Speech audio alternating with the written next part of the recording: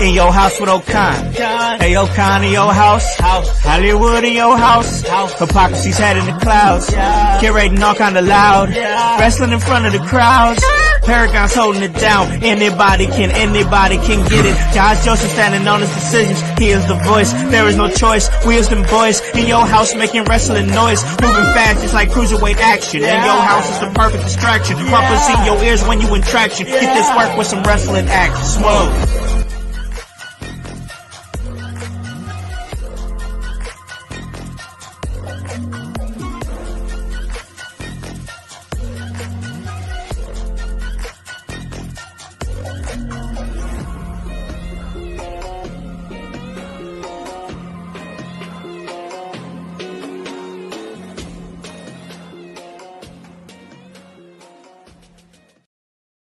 Hey, what is up, guys? What's cracking? It's the Con-Man, and I am in your house, and you guys already know the vibes. Anytime we slide on through, we're here to give you that work when it comes to this professional wrestling business. And guys, it is Sunday, and you guys already know what that means. That means it's time for the Sunday house party, and it's just another great week of content here at In Your House. So we're just vibing, doing our thing, talking wrestling. And yeah, that's just become what the Sunday house party has been, where we're just chilling, doing our thing. And there's all kinds of different discussions in there. And we just have a fun time. It's a good time. And man, I can't do a house party by myself, obviously. I got to bring in my team. And man, this man, he comes in here. He does a great job on Fridays. We hang out in his room. He talks SmackDown. We're going to talk SmackDown today. It's going to be great because that was a great episode. Grundmeister here at In Your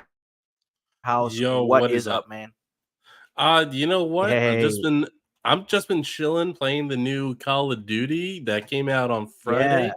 Yeah. Hey, so I mean, I had to do my SmackDown review early, but you know Yeah, what? yeah. It was, I got to watch SmackDown, and yeah, it was one hell of an episode. It was great. Yes, man. We're definitely going to talk about that, and definitely going to pick your brain about that because you're our guy who covers SmackDown on a weekly basis. And man, we're going to get into that. But before we really have a deep dive into that, I got to bring in our producer of the show here. He does a real great job of doing his thing here. He's been kind of lax these last couple Sundays, but it's a good vibe, and we're kind of leaning right into it. Hypocrisy Jones doing his thing, coming back in your house. What's up, man? Yo, what is up, household? What is up out there, everybody? It's always Smokey and Philly or Hypadelphia, bro. So what I've been on. Plus, I've been busy. I had 3 comedy shows this week go on this week. Like boom. Oh yeah, you were busy. Plus like wrestling and everything else. Jesus Christ, it's been a busy time. It's been a fun time. I can't wait to tell you guys all about it and to talk some wrestling. Oh, most definitely, bro. We're going to talk some wrestling. We're going to talk about everything that we got going on, man. I was talking to Voice when we did our ECW watch along this past Friday, and we were just kind of talking about like how big Friday night was for sporting events. You had that killer SmackDown episode. Once again, we're going to get into that. You had game 1 of the World Series. That was amazing. Freddie Freeman with the walk-off grand slam in the 10th inning. My God, that's absolutely amazing. It's LA all day, showing love to the Dodgers. I always got to show love to the Dodgers, most definitely. We have the Lou popping in here. Good morning, IYH Bloodline. You already know. We appreciate you coming in, bro. Talk a little wrestling, talk a little SmackDown with us. So yeah, it is a vibe. But yeah, man, it was just a lot of things going on. My Pacers got their heads smashed in by the Knicks. That was crazy. Can we talk about this for a second? Can we for a second, man? Because I'm so happy that the NBA season has started. I'm so happy that things are popping off. It seems like it's going to be a great season. You got people in places you never thought they would be. Whether it's Dallas having what's his name? It escaped me. Oh, Klay Thompson. Yeah. Dallas and Clay Thompson. Whatever Philadelphia is doing with the people that they have that can't play. Like the new look New Joel York Embiid and Paul George Knicks. both not available. Yeah. Bro, like basketball is going to be a hell of an 80-game season this year, man. I think it's going to be tight. Yeah. I don't love all the non-love that our Pacers get, but man, I don't know. Maybe it's like Obama said, we need a better defense. I mean, we definitely need better defense for sure. But I will say this: Friday night we were on ESPN, and then on Wednesday we're going to be going up against the Boston Celtics, and that's also going to be on ESPN. So I think we've already got more like nationally televised games. That we definitely have more than we had last year. So we're starting to get a little bit more love. But yeah, we got to clean that defense up for sure. James Wiseman, who was balling, he was our third string center. He was balling with our backup Isaiah Jackson out on injury, and then boom, he comes down with a no contact injury and is out for the season. So that was crazy. So yeah, I mean, but we got guys like Benedict Mathurin who's starting to find himself. Ben Mathurin is really starting to ball off the bench and whatnot. So that's great. So well, it's good to have him back because we didn't have Mathurin halfway season. Yeah. So like, it's really good to have him back, and it'll be good to have his presence on the team. Hopefully for the entire year. Hopefully everybody stays healthy. Like, I'm rooting for my Pacers, bro. Like, at least, but. At least we don't live in the Pennsylvania area where we have those Sixers. I mean, I can't even say anything. I don't have faith. I don't have faith in the Sixers. Oh no, you don't trust the process? Is that what you're saying? No, I don't. Because they've been telling us trust the process for like 15 years. Oh man, this is a slow process, my guy. Yeah, it's a slow ass process. Yeah, man. I'll say this about the Sixers. On paper, before injuries, they looked mighty dangerous. I mean, you have Tyrese Maxey, who's just coming off of an all-star season. Joel Embiid, who had a great season before he ended up getting injured. Putting Paul George in that mix and replacing Tobias Harris, who, I mean, Paul George is a way better version of Tobias Harris at that position. And then you have Paul George and Joel Embiid, who are both not available. It's just as soon as you guys get some kind of hope out there in Philly, something's got to happen. Something's going on. I don't know. Joel Embiid starting to get that Anthony Davis reputation to me, where he just can't. I mean, this guy he straight up said, "I'm not playing back-to-back games." Like, bro, what? Yeah. Who are you to say that? Yeah, this is wild, bro. I just did back-to-back shows, and you can't play back-to-back basketball games just like off the top of the rip. Like, I understand, like maybe you got scheduling conflicts, maybe like health-wise there is a concern sometimes, but I don't like, bro. You play back-to-back playoff games. What are you gonna do then?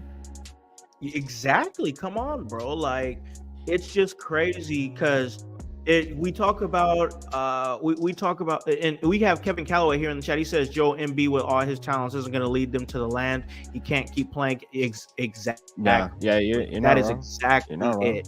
That is exactly it, Chaos Goblin. You get it. You got the loose. He ain't the guy. That's why he didn't play for France. Yeah. He played for America. Yeah, Tobias Harris should be investigated to robbing the Sixers. Yeah, absolutely. Tobias Harris's agent is amazing because Tobias Harris is okay at best, but he gets max contracts. I don't know. He went to Detroit, who of course Detroit, we all know Detroit's not that great of a team. They've been historically bad in the last couple seasons. Couldn't tell you that by watching that Pacers game the other day. Ooh, that game was ugly, but we closed it out in the fourth quarter. It out in the fourth quarter. Yeah, for sure. I hope we don't get our brains beaten in with the Embiid and Paul George list Philly today, because that's our home opener today at 3:30. That's going down. We got more shooters on this team than Detroit does. Oh, for sure. Absolutely. Yeah, absolutely. Speaking of shooters, I got a chance to see a few John Morant highlights, and he's back after he's waving guns around on IG and whatnot. But they're looking good, bro. They're looking good. Memphis is looking damn good. Ooh, man, Memphis is going to be tough. Plus, like, I'm not a Purdue guy. I'm way more of an IU guy. Shout out the IU football team right now, 8-0, killing it. Signetti said, "Google me, bitch." All I do is win. DJ Khaled, bro. Like, but like, they got Zach Edey, Memphis, and like that kid is going to be cold, bro. I think he's gonna. I think he's gonna be pretty cold. So, and that team is very, very good, bro. Crazy. You got the Lakers that are undefeated right now. They're 3-0. Well, yeah, this is wild. It's wild.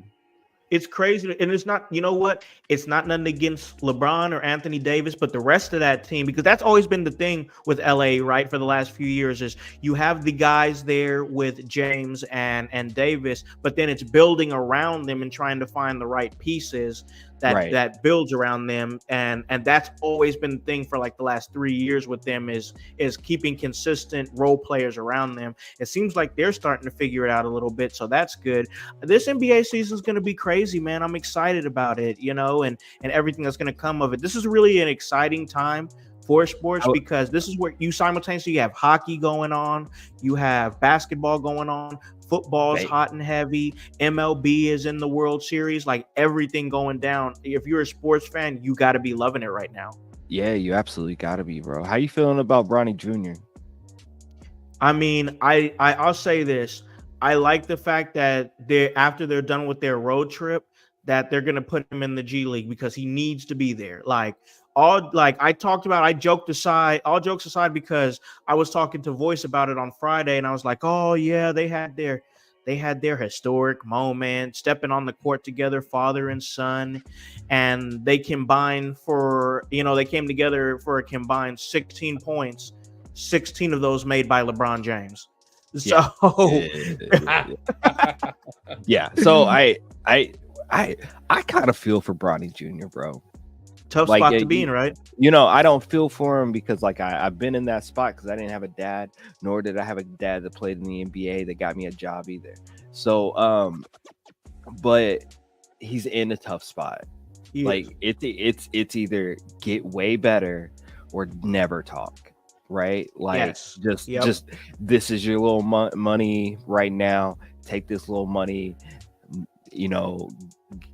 create a couple companies and a couple businesses off that money, play for a few years, and then shut the fuck up, right? Unless you just get better, unless you get a lot better. And I don't know, because I don't even think he's the best James brother, honestly. We've talked about this. I think was it Bryce is gonna be nice.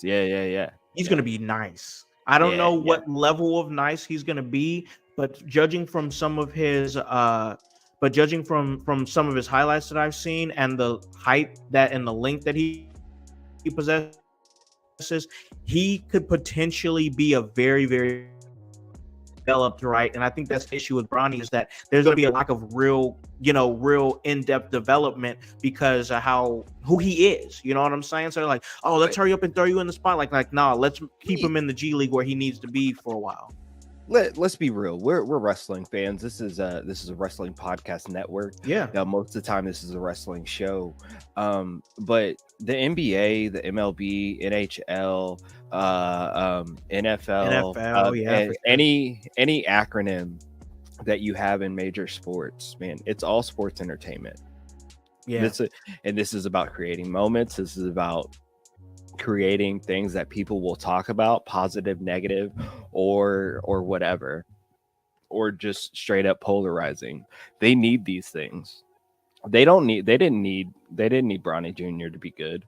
They just needed him to be there because they have this moment, and then we go from here, and then we see what happens from here. But hopefully he gets better. Hopefully he gets better as a player. I know there's been criticism about him since he was in college, but hopefully he just improves, and yeah, we go from there. But if not, man, I no matter what these sports industries are, you got to remember that they're industries and that it's all about the entertainment, and that's all they're trying to sell you on is this story. This ain't no different than a 7-game series between Carmelo Hayes and Andrade, bro. Oh yeah, and we're most definitely gonna get into that. Like I said, I just wanted to talk about a couple different things, like the World Series. Like it's weird because I'm a Dodgers fan. Like I grew up watching the Dodgers. Obviously, I'm from LA, so it's Right. It's great to watch. Now they're up 2-0, so it's exciting. And the last time I got a chance to see them win the World Series was back in the COVID year, 2020. That's when they won it. And like it's like, a man, shitty year, bro. yeah, that's a shitty year. Yeah, so that barely you know, counts. I got an asterisk like the LA or like the Lakers championship. yeah, LA was taking over the sports industry during COVID. What the hell's going on? Oh, we got a Clippers fan in the building. We have got a Clippers fan in the building. All right, I see you. Grew up watching the Clippers myself too on TV, so I feel you. You know, I remember watching Elton Brand and Michael Olowokandi and Darius Miles and Quentin Richardson, all part of that fun Clippers team. So I remember that. They weren't good, but they were fun. So we got a Clippers fan up in here. Y'all are not good, and you guys are not going to be good for a long time. All you guys got what? James Harden at the ass end of his career. Good luck. I know you guys are getting the new arena and everything, so hopefully that does some things. But they also got a lawsuit, I think, going on with. I trust me. I know. Like I said, I grew up watching the Clippers, so I totally get the pain of lightweight being a Clippers fan. So you got Kawhi Leonard, who is this guy gonna ever step on the court again? Like at this point, like collect your money and just retire, bro. Like it's just exactly. Mm-hmm. So. You get it. You know the vibe. Once again, it's just a great time right now for sports. I like that new logo the Clippers got. Like it's a big ass boat. It's a big ass yacht. I think that's kind of cool. And like that's low key badass. And sometimes they come out with the dopest jerseys, like low key. Oh, they do. They have some badass jerseys for sure. Oh my god! Just sign for another 3. Dang, bruh. Ooh, let's talk about the agents out there right now. Ooh, man, that's crazy. Yeah, finally something we're taking to the thing. It's that part. I didn't know what I'm not gonna. I didn't know what a Clipper was until that fucking docu-series came out on FX. That clip. Oh, I remember. Yeah. They had Forrest Whitaker playing his That's perfect. It was Lawrence Fishburne, right? Lawrence Fishburne, that's right. I don't know where I got for. You know what I was thinking? I was thinking that guy, but it was a different name. Yeah, you're right. It was Fishburne. Yeah, that's exactly what it was. Yeah, it's perfect. But no, once again, it's fun. The sport situation fun right now, seeing where everything's going. I love digging back into the NBA and being in that vibe again. Football is going hot and heavy. I think I'm in a fantasy league. And I'm like 5-1 right now. Like it's a money league too. So I'm like looking at some money right now if I could get all the way to the playoffs and win in the playoffs. But there we go. Yeah, man, just fun stuff. Everything going on. Like we were talking a little bit about New York sports and how, you had the Liberty win the WNBA championship. You had you have the Knicks that are looking at being good, like really good right there. Yeah. You have the Yankees in the World Series.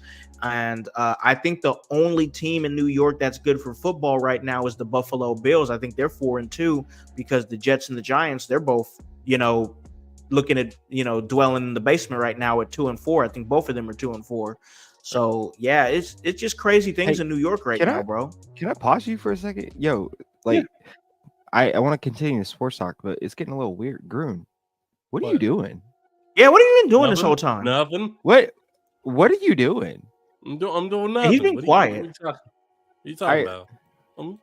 Are you doing the me gimmick? What the? I think because it looks like he's kind of focused. Yeah, you don't look here. I'm focused. Are you here with us? I'm here. Wait a minute. What you talking about? Groon, I got access to like what you're doing. Like I can see what you're doing. What are you doing, Drew? Oh, okay. that's what he's been doing this whole time. Okay, I'm maybe a COD addict. All right, that's my problem. No, yeah, is this the new Call of Duty? Is this Black Ops 6? Man.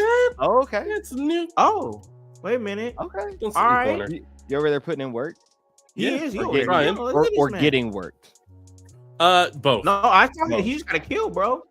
Yeah, I saw that. He's down. Down. See, just sitting in the damn corner with a damn sniper.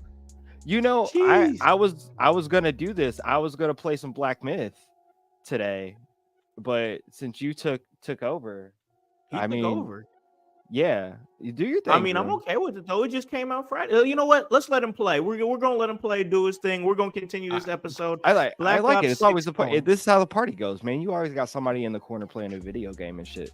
But yeah, like it's how this goes. It's how this goes. Plus, I ain't played this, so like I'm down to watch. I know. I want to see it. Like I want to see myself. Okay, so cool. Yeah. We're gonna sit up here. We're gonna spend the episode watching Run play the new Black Ops 6. That's gonna be awesome. If you guys are playing it, let us know what you think. You know, we just had a real great sports discussion here. We got some traction here in the chat from a new follower here, Mizzen Gush. Hopefully I'm saying that right. If not, you know, just let me know. But you know, obviously we're having some great sports discussions, but we do got to pivot into some professional wrestling, just because there is some things to talk about. And I know myself and Annie O'Neill, who before we really Mez, I got you, we got you for sure, we appreciate you pulling up.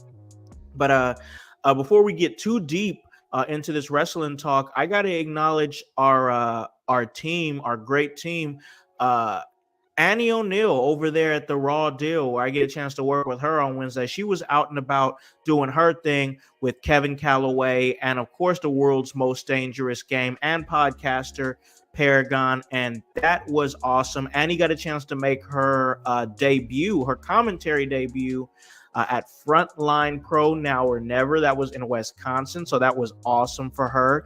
She hit me up a little bit before her show last night, and we were talking in the inbox. I was sitting over there playing the new Mario Party with my daughters. I spent the night playing Mario Party with my daughters, the new one, Jamboree, and then we watched Beetlejuice from 1988. It was just a great night, a great vibe. While my wife was out, while my son was out with his friends, staying the night with his homies. And I just gave her some advice, and apparently she hit me up this morning. Apparently went really great. There were people there that were hitting up Kevin Calloway and Paragon and Annie O'Neill, showing love to the podcast. So guys, we're getting love from Wisconsin. Local wrestling fans of Wisconsin that are fans of the show. That's great. And that's just awesome, man, because they got a chance to take that picture there. If you could bring it up one more time, and then we're gonna get back to Black Ops 6, because I want to see my man, you know, catch some bodies. But they got a chance to get with somebody who follows Israel. Oh man, that's dope. That's crazy. Yeah, we appreciate you, man. That's nuts. Hell yeah, bro. Israel, much respect. Thank you for joining with us. But got a chance to kick it with our homie Viking Storm off of our Discord there in Wisconsin. That was awesome. So they took a pic with him. We threw it in the Discord. It was great. Dear Pro Wrestling's been doing amazing things. So we really appreciate you guys who give us a follow for the podcast and just follow everything that we're doing. It's awesome. We truly appreciate y'all. But yes, Kevin Calloway and Paragon of Dear Pro Wrestling, Annie O'Neill of the Raw Deal. She also does Bumpin' and Thumpin'. And yeah, Frontline Pro, much love to them. Apparently they had a really great show. So yeah, man, that's awesome. That's amazing. We love our team. And yeah, they were just out there working and doing awesome stuff. So in your house, just taking over state to state, little by little, we are here. We are, putting in work. It was great to see that picture when I woke up this morning of the team. That was awesome. Great. I mean, but like, we talk about great, talented people because Annie's super talented with ring announcing and now doing commentary, backstage correspondence, and just really out there doing great work for herself. Somebody who was a amazing ring announcer, just left the biggest wrestling company in the world Wrestling Entertainment. That was Samantha Irvin, who Monday, and once again, me and Annie showed her love. We talked about it on Wednesday, but this past Monday, to unsuspected to a lot of us, left WWE. And like I said, we talked about it and acknowledged it and whatnot, but also, like, there's been some stuff that's come out after. Like, she had been saying she wanted to do something different for a while. She maybe wanted to manage, and I guess they just saw her as a ring announcer. She also wants to pursue a music career because she's an amazing singer. She had done the Las Vegas Raiders game. She did the national anthem there a few weeks ago. That was awesome. I don't know, man. What are you thinking here, Hype? Because like Samantha Irvin, obviously multi-talented, was not happy with WWE, and now we're starting to see that come out. What do you think, man? Because I want to see her next step, but I'm always like not big on like the social media, jumping on social media and arguing with fans and whatnot. But what you think, Hype? Yeah, so I mean, it's interesting. I mean, on one standpoint, I can see why Samantha Irving and one Trevor Mann like each other. Like they're the same. They're very Yeah, I oh mean, yeah. yeah. Which is good to see. Good for them, bro. But like you don't I am probably the worst out of this group right here about jumping on to social media sometimes when I shouldn't be. But I also utilize social media for everything. So like I understand sometimes you gotta let people know, you gotta exit frustrations, and I actually think Samantha has done a very good job. She just said, "Hey, look, I just had higher expectation, For sure, yeah. dreams, like thoughts, things that I wanted to do." She thinks that she could be a great manager, which like I we understand that. She probably could, and the I things think she'd that be a good manager. Yeah. yeah, I know she got a lot of love, but she also got a lot of hate for her ring announcing. Yeah. But like I don't know.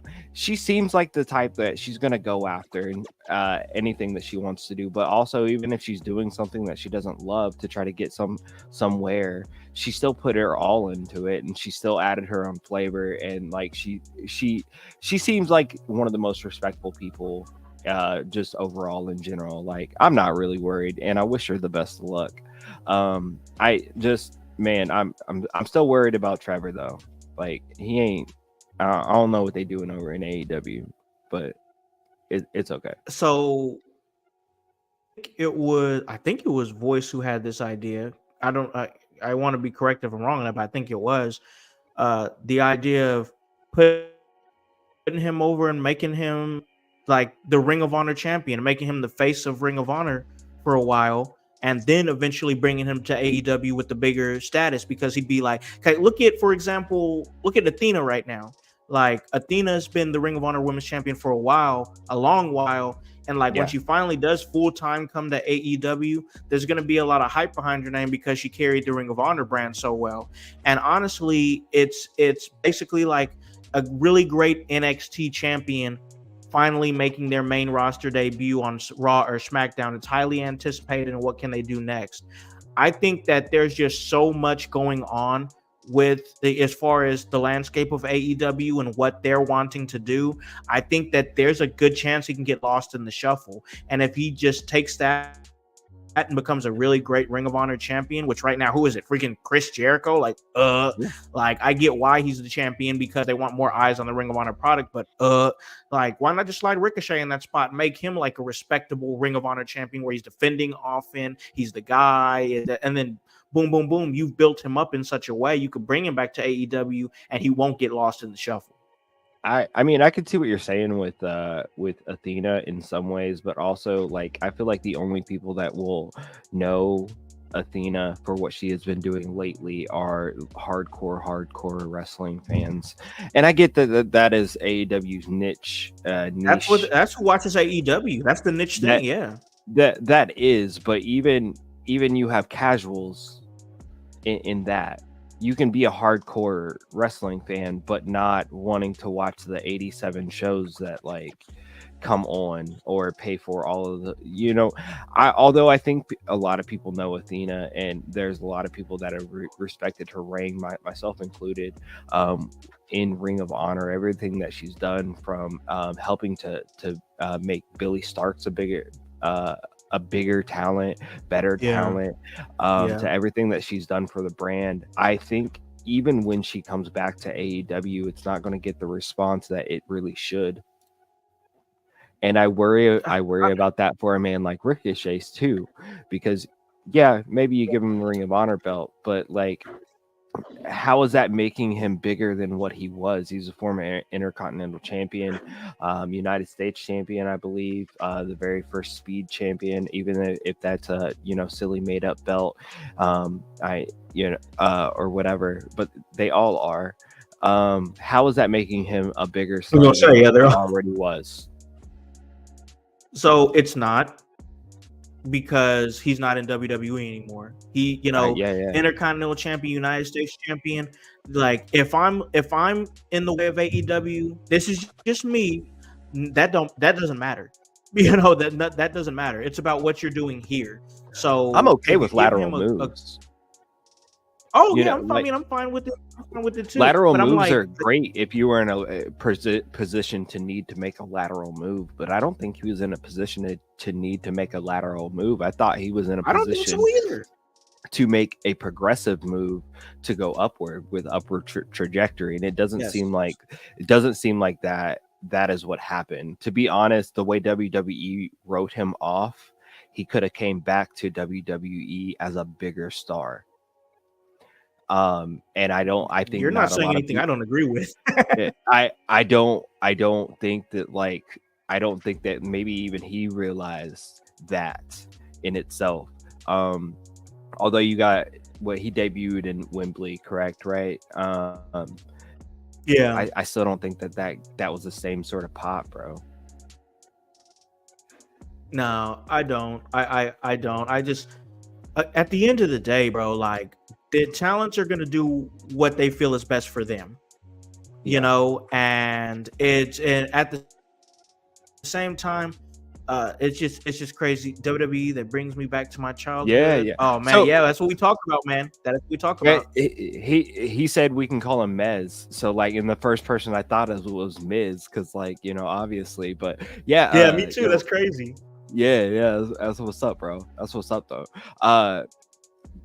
Hopefully you dig into this. I don't know if you still watch wrestling or haven't in a very long time, but this is what we dive into. This is what we get deep into, bro. But it's fun and we love it, yo. Yes, man. So appreciate you joining us and just cutting up with us for real. We get real interactive here. We got Grunt over here doing his thing, playing Black Ops 6. Yeah. I gotta ask, man, I know you're over there catching bodies and whatnot, but what was your thoughts on the Samantha Irvin situation? Because I feel like we've all talked about it, but I haven't really got like in your thoughts in depth about it. I mean, I was mad. I was mad that she was leaving, because she completely raised the bar for ring announcing in pro wrestling. Yeah. So, and it's like Lacey Taylor, Mike Rome, like they're good, and it's nice that we got Lillian Garcia back. Heck, but hey, it's like Samantha Irvin made it her own, even if she didn't like being in that role. Well, and like, I wouldn't have been opposed if they like did move her into a different role where she's an on-screen character, even if it's not pro wrestler, even if it's like just being like Adam Pearce naming her in charge of the women's division because they kept Chelsea Green on Raw and Adam can't deal with her. Do you guys think that this was a reason why maybe Ricochet did not re-sign with WWE, where it was like, hey, we, as in the mans or whatever, we want to work together a lot more. I'd like to have Samantha as my manager, and WWE was like, no, we can't do that, bro. Even though they threw her into the storyline with Braun Breaker. He was coming in. He was doing the sporting. You know, when they come into the building or whatever, she was coming in with them. Why would you not do it? And now that I really think about it, Samantha Irvin could have really elevated Ricochet to another level in their career if she was a good manager, especially if they decided to do something like turn heel and be like that overly affectionate couple, like kind of like Edge and Lita. They could have killed that role. Okay, so I wonder if this was a drop ball opportunity for WWE, where they were like, that's where I'm at. That they were like, we don't see the value in this, but you know, Ricochet and Samantha were. Jake Paul or Logan Paul. You mean Logan Paul in WWE? Logan Miz, but I thought he was incredibly talented in the WWE. Of course, a controversial guy, but he picked up on the role really, really well. I think that Logan Paul is no matter what people think about him personally. I think that anytime he comes back to WWE, he's going to have a spot there because he outperformed, I think, anybody's expectations. Yeah, 100%.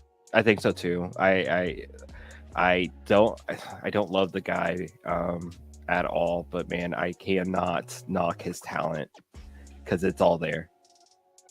100. Yeah. You're kind of in the same boat there, Grun. Oh, absolutely. Like I mean, I definitely had the perception of, oh god, another internet celebrity motherfucker coming to WWE. Like, all right, fine, but you know what? You're not wrong, Mez. It's like, you know what? Like he stepped up, and he's even said that come the new year, come January, he wants to be wrestling a lot more. And it's like, oh, so he's really he's learned to love this like we do. I think he's committed to this. I think he sees 100. that sees the value in it. Logan Paul is a smart guy, bro. Like love him or hate him. Just like Mez here said that he brings a huge crowd with him, like it or not. He really does. He brings a different crowd. He brings a new generation of fans and followers and stuff like that. That even if they're just like, let me go see what Logan Paul is doing. He talked about this on his podcast, or he did this on his whatever social media, and I saw him at, you know, like, definitely brings those eyes. He's a smart man, utilizing what he has, just like what we're trying to do here with bringing up the IYH network. Whether you're listening to us on a Sunday for the house party or whenever, man, we bring you content all week. Whether it's Monday with window liquors, the occasional smoke sesh, which I'll get back to. I'll talk about this later. Wednesdays with the Raw Deal with Annie O'Neill and the Concept, Alec on the Concept House, or Fridays we give you a double dose of content with Groon's Room, his SmackDown preview review show, and then we also have the throwback of the ECW watch longs. If you're into old wrestling, Mez, come back, check us out, and one of our best podcasts on our network is Dear Pro Wrestling. In the content that Kevin Calloway and Paragon are throwing out there. So cheap plug time, but want to throw that out. Thank you, bro. You're a real one. Hell yeah. You're a real one. Hell yeah, bro. Yeah. If you're a podcast listener, you can follow us on Spotify or on Apple, anywhere you get your podcast. If you can't watch and you could just listen, we're there. So thank you. Much, much love. Of course, to Lou coming in and giving his thoughts and opinions, because we love to hear. Lou's really awesome to talk wrestling with. He says Logan Paul won me as a wrestler. His talent in the ring is definitely impressive. Most definitely agree with that. Once again, polarizing guy, but when you're in the entertainment industry, let's take the sports out for a second. We know it's sports entertainment, but when you're in the entertainment industry, sometimes, more often than not, honestly, polarizing is a good thing. So it means you bring a crowd of people who actually care. Doesn't loving and hating is both ways of caring. So like, you care. You are most definitely an emotionally invoked profession. Yes, for sure. 100. Really well said. You're correct. And man, it's great stuff. Like we were talking about Ricochet and Samantha Irvin. Once again, like I said, I think Samantha Irvin, if she does go into music, which is the leading thing that people were talking about her doing, I think she's gonna do great. I think she's super talented. So much love to her and everything that she can bring. But I wanted to talk about that. I wanted to bring that out. But we've talked about sports. We've talked about outside of the wrestling ring. I want to talk about stuff going on inside the wrestling ring. And when I talk about what's going on inside the wrestling ring, I'm talking about tonight. Tonight we got a show going down 6:30. That's NXT Halloween Havoc. That is going to be great. I'm going to be sitting down checking it out. That's going to be in Hershey, Pennsylvania. Right at where? Wait a minute. How far are you from Hershey, Grun? I'm about an hour and a half away from Hershey. Yeah. Go get a ticket right now. Get a ticket now. Come on. Oh, well, are there tickets left? I think there are still tickets left. Like I kept going back and forth in my head, like, do I want to buy a ticket? Do I not? And like, it's like I didn't have a lot of expenses last week, but I spent a lot of money just on me. I bought some games and stuff. And I understand. You're a single man. You don't have to worry about other people or anything like that. Like, no, not really. But I mean, I got tenants that yes. I need to worry about. Sure, I get it. Yeah, I totally get it. No, but I want to talk about it. I want to talk about NXT Halloween Havoc because we've been in the group chat and there's been like, when was the last time that you saw like a diss record beef going? What up, OG Tony? We're seeing it back and forth. OG Tony, yes sir, coming on in the chat. The oldest man alive, OG Tony, coming and talking. Hey, some wrestling with us. We love you, bro. But I just want to give a quick shout out to OG Tony, of course, but to also Chris Gonzalez and everybody over at Gonzo Sports Room and Wrestling. Yes. Chris came out to my show this weekend to be here That's now awesome. in Muncie, Indiana. Yo, over in Muncie, yeah, bro, it was definitely a vibe. So like, appreciate the love and support, bro. Like, hopefully we made you laugh your ass off, but but it was a fun time, bro. Yeah, man. I don't get a chance to see Chris that often. OG Tony comes in and he talks with us. He was saying TNA had a good pay-per-view last night. I heard about that. That's awesome. Yeah. So, a lot of awesome stuff happening in wrestling last night. So, yeah, they did have a good show last night. Yeah. I believe Joe Hendry went up against Nick Namath for the TNA World Heavyweight Championship. We had the women's title change hands last night. The Knockouts title changed hands last night. So, that's awesome. Hardy's. Let's point out the fact that the women's champion was still Jordan Grace until Masha Slamovich. Yes. Shit. That's crazy. How long do we have an estimate of how long Jordan was champion? Because I remember her being champion close to a year for a long time. Yeah, because she was champion when she showed up at Royal Rumble last year or earlier this year. Yes. Yeah, that's true. That is true. I'm looking it up because I'd like to know. But yeah, she got that was a pretty big deal from that show last night. And yeah, it's great. It's great stuff. 287 days. 287 days as champion is what I found. And that was from credit to Wrestle Talk, who had that information about an hour ago. 287 days of Jordan Grace has come to an end. So that's crazy. You have the Hardys, who are now the TNA Tag Team Champions after a ladder match that went down last night, a triple threat ladder match. And yeah, man, it's crazy stuff. Yeah, wrestling's doing awesome stuff. But yeah, the NXT, it's going to be crazy because I love their spin the wheel, make a deal situation. Yeah. And that's going to be great because we have some matches. We have Kalani Jordan. She's going to be going up against one of the members of Fatal Influence, either Fallon Henley, JC Jane, or Jasmine Nix, in a spin the wheel, make a deal NXT Women's North American Championship match. We got Andre Chase and Rich Holland in the ambulance match. Roxanne Perez and Cora Jade versus Julia and Stephanie Vaquer, and a tag team match. Tony D'Angelo and Obafemi spin the wheel, make a deal, tables, ladders, and scares NXT North American Championship match. And then Trick Willie goes up against Ethan Page in the spin the wheel, make a deal, Devil's Playground match for the NXT Championship.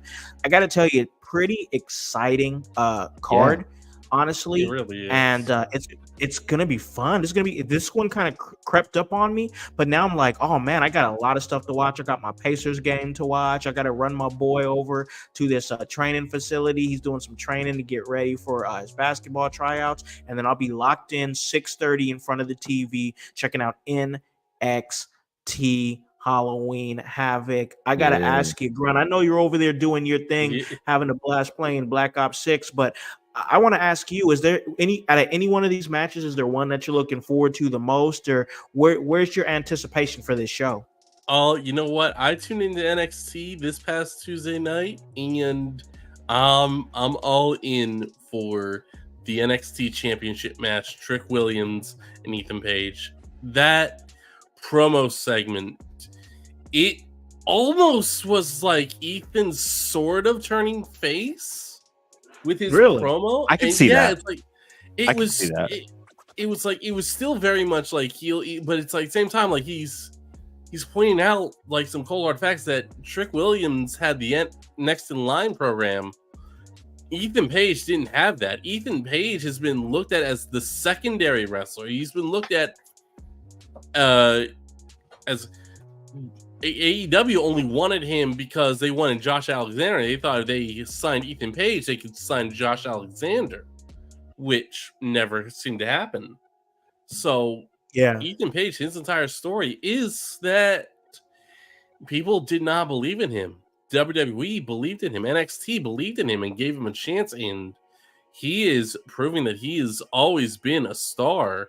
It's just no one believed in him, but he did. Yeah, you're not wrong. And I think that's the story here with him, man, because I've been saying for the last couple of days with, all the awesome stuff that's been happening in wrestling. And honestly, Ethan Page has been one of the things on the top of the list. I mean, he dropped that music video. This guy's not a rapper, but he dropped a music video called a song called Child's Play featuring Valid. Did you guys see that shit? Awesome I have not stuff. seen it. I gotta see it. It's awesome stuff. Oh my god, he did way better than I expected him to do, because once again, the guy is not a rapper, but it was good. No. It's over all social media platforms, over 1 million views that have dropped. So that's crazy that's a thing. But yeah, like I was saying a little bit earlier, I'm loving seeing the back and forth between Trick Willie and Ethan Page, because Trick Williams dropped a music video because you had Ethan Page who was doing like the devil gimmick in his music video. So Trick Willie took it to the church, and he even brought in Reverend Devon to be in this music video. Devon Dudley was in this new Trick Williams music video. So you have the devil going up against, the church, the congregation. And I really hope they play to that tonight. I would really like to see Ethan Page come out in like maybe red spandex type gear that's supposed to be like, I'm the devil, I'm the bad guy. And then you have Trick Williams come out in like white and like gold gear, like, hey, I'm the angel or whatever.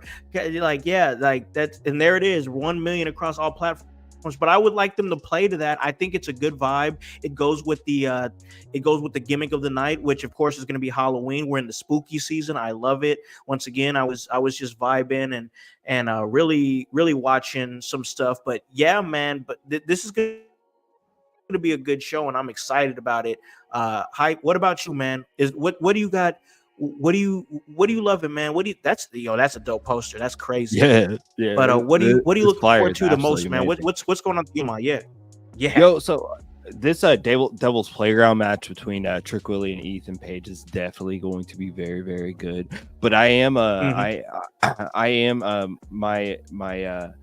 my feelings are going out there for a member of the household tonight because he's in an ambulance match against Ridge Holland, and I want to make sure that the Lou is going to be okay and safe and doesn't hurt himself. Lou, are you good? Yeah. Be safe, Lou. Yeah. Lou, how did Andre Chase get you to sign up for this match? That's what I want to know. I don't know, bro. I don't know. Andre Chase? So I know Andre Chase, or I'm sorry, Ridge Holland turned on the U, and then he put Andre Chase on the shelf. So Andre Chase is back, and because when he beat up Andre Chase had to go out in an ambulance. So it actually makes sense that they're having an ambulance match, because when Ridge Holland put him on the shelf, they actually had him going out in that. But yeah, man, I think that's going to be a good match. I honestly, looking at the card, I don't see a bad match on here. I really don't. I mean, NXT is once again, like they've been known to do, it cooking, and I love the fact that they're doing the Halloween gimmick. I think that's great. Next month they're going to be at the ECW arena for NXT 2300. That's going to be dope. But yeah, man, these matches seem like they're going to be good. I'm definitely going to lock in for NXT. Obafemi, I don't know if Obafemi's going to get his title back. I think Tony D is going to keep it, and I do think that we're going to eventually see Femi find himself in the NXT championship picture sooner rather than later. I don't know if you guys agree with that. I agree with that. Yeah. I think Femi had a great run as NXT North American champion. I think it is time for him to move on to the NXT championship. I can definitely see that, and being Ethan Page's first real challenge as NXT champion. I guess the question just would be, do you end his title reign that early, or do you make Oba work for it a little bit more? Have him show his dominance against other NXT champion contenders? Yeah. It's a good question. I think okay. Are all three of us in agreement that Ethan Page is going to win tonight? Like, let's just get that out of the way first. I think Ethan Page is winning. I absolutely think every sign indicates, whether it's this video down here or just everything that has happened. It feels like he has the momentum. Now, I will caveat this. I have this weird feeling in the gut of my soul tonight that this Halloween Havoc is going to be like extra, and like the best sort of extra, but I have this weird feeling we are going to get an out of nowhere debut. And I haven't fully decided if it happens in this Trick Williams All Ego match, or if it possibly happens in the Obafemi Dawn match. But I feel like we are going to get kind of out of nowhere men's debut of some sort, and like I don't know why I feel this way. I just feel like this is the time. So, and I don't even have I can't even like overly speculate on like who I think like comes out, but like I think we're gonna get a shock tonight. Okay. Well, all right. Because I had some follow-up questions for that. I wasn't sure if you had somebody in mind, but listen, NXT is gonna be great tonight. I'm gonna be checking it out, and I'm happy to be doing it. But let's do a little rapid fire prediction for NXT Halloween Havoc tonight. We already talked about the main event. We're all in agreement. OG Tony is saying Trick wins tonight. We're gonna check that out. But let's do a little rapid fire prediction. Then we're gonna take a break, and then we're gonna talk SmackDown. So, Kalani Jordan, she's gonna be going up against one member of Fatal Influence, Fallon Henley, JC Jane, Jasmine Nix, with a spin the wheel, make a deal match for the NXT Women's North American Championship. I want to ask you guys, because I think that I think we're gonna see Kalani retain. I think she's gonna keep the title, but Hype, what do you think? I'm a little torn on this. One, I'm not sure if Kalani Jordan is a heel or not, because it really just it feels like she's been ducking like Fatal Attraction this entire time, and then like asking her bigger sisters for help. So I'm not sure if she's the heel, but I think she retains. Okay, all right. Grun, thoughts? So I'm thinking this over my head, and I think if it's anyone but JC Jane, Kalani wins. I'm going back and forth in my head because Fallon Henley seemed like they were starting to push her a little bit more. JC Jane, I could see her them wanting to give her a push, give her the title, but I think it's either Kalani or JC. I think if JC's not in the match, Kalani wins. Okay. But you're saying if JC's in there, you think she got it? I think she wins. I don't think she wins clean. I think Fallon and Jax help her. But yeah. So I think it's Jax that's in the match. Just oddly enough. Just because she wasn't in the tag team match on Wednesday for NXT. It was JC and Fallon, which I thought was an odd pairing, but although not odd pairing, I thought it maybe was telling of who is going to be in this match this weekend.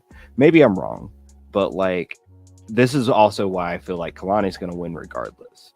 But I also feel like she's going to turn. She's going to have a heel turn. Maybe not here against Fatal Attraction because I think they want them to be the overall heels. But her next feud, she's going to end up turning on somebody and like just becoming like that bitch. I mean, I feel like Kalani's missing that edge.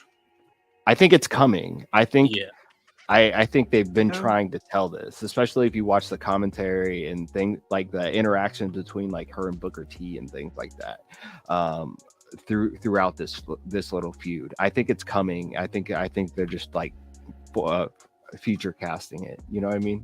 Yeah.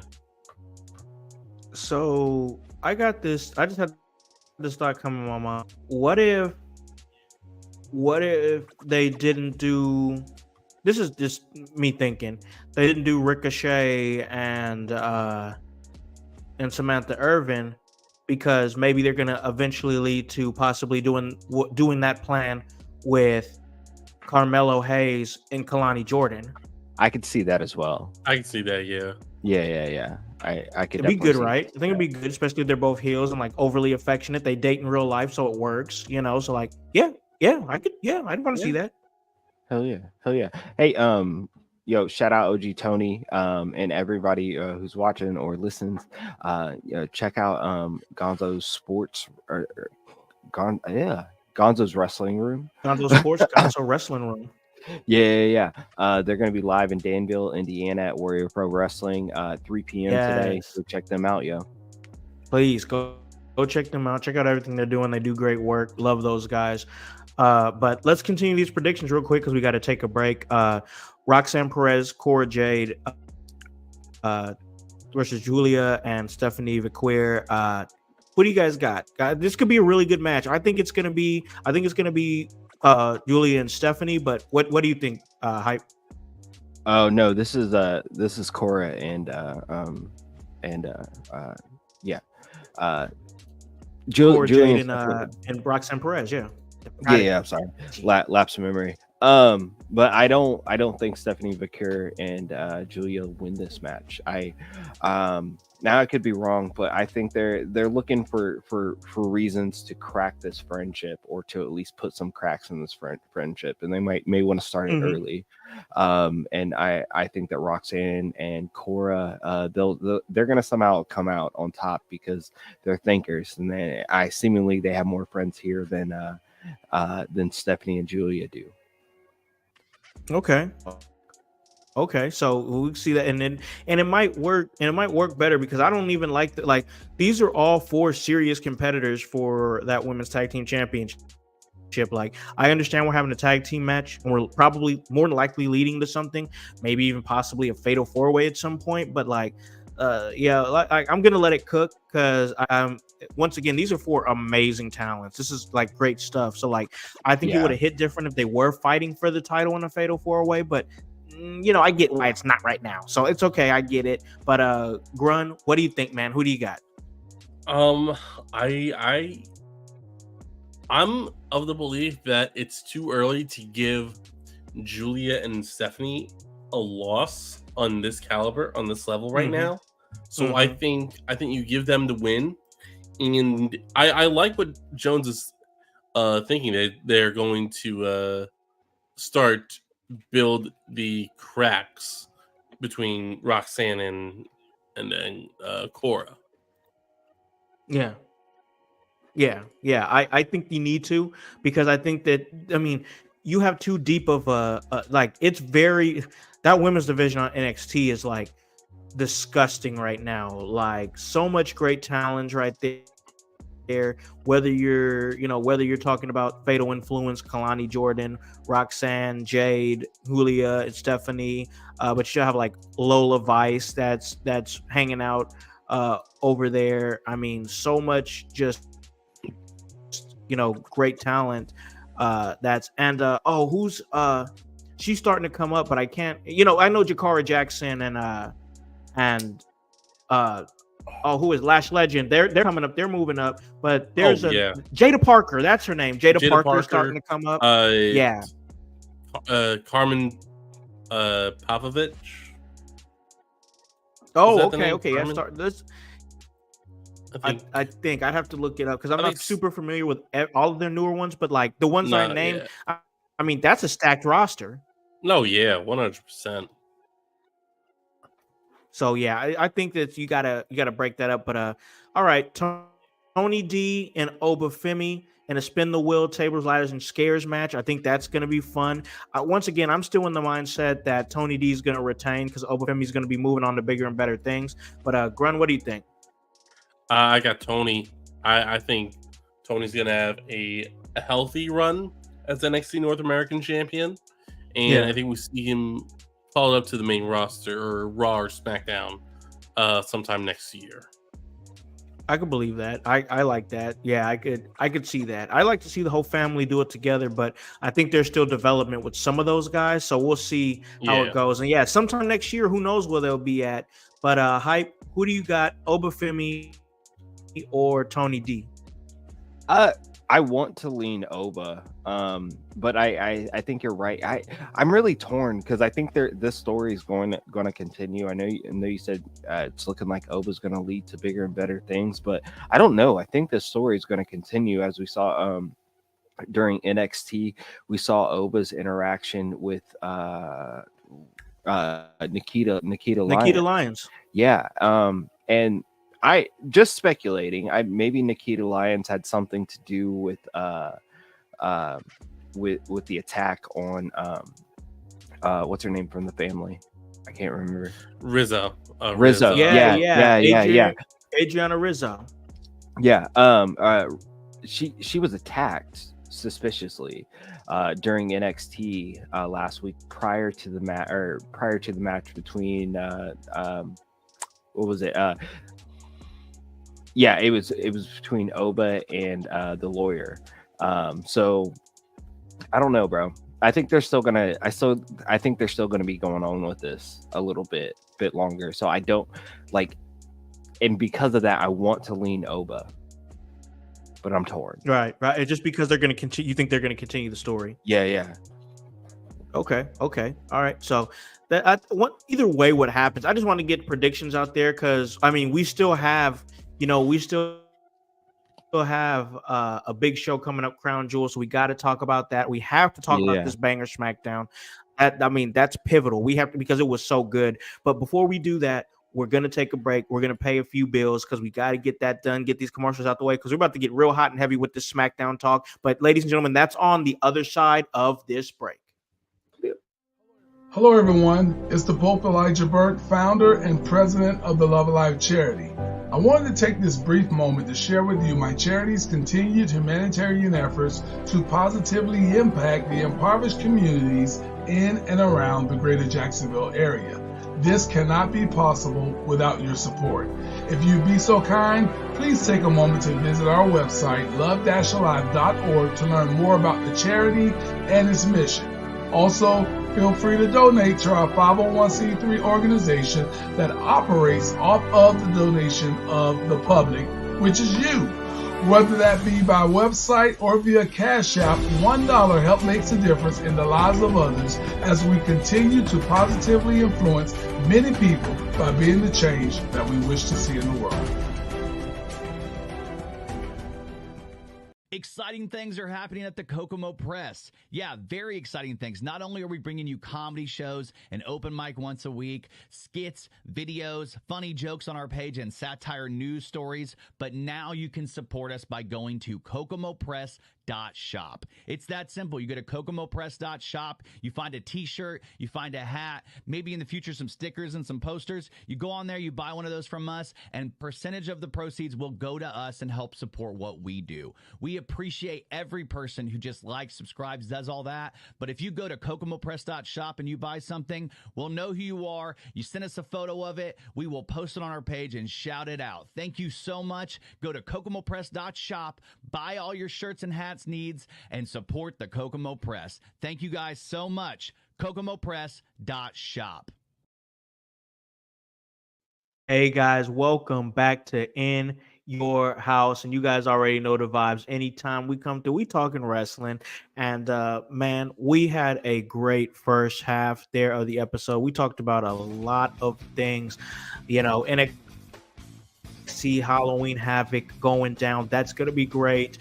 We talked about some sporting events. We talked about our awesome team coming together in Wisconsin. Samantha Irvin, not happy with the WWE. She leaves. She has other plans. What's she going to do? We talked about it.